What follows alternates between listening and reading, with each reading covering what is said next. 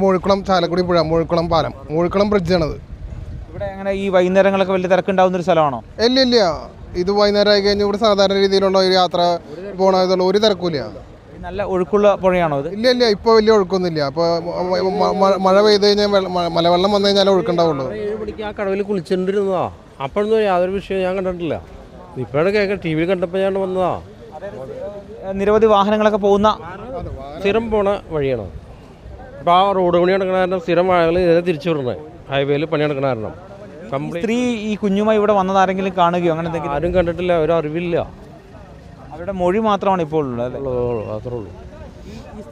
ഈ സ്ത്രീയുടെ വീട്ടിൽ നിന്ന് എത്ര ദൂരം ഉണ്ടാവും ഇങ്ങോട്ടേക്ക്? ഏതാണ്ട് അത് കറക്റ്റല്ലേ. കുറുമിശ്ശേരി എന്ന് പറയുമ്പോൾ ഇവിടെ നിന്ന് ഒരു 3-4 മീറ്റർ ഉള്ളൂ.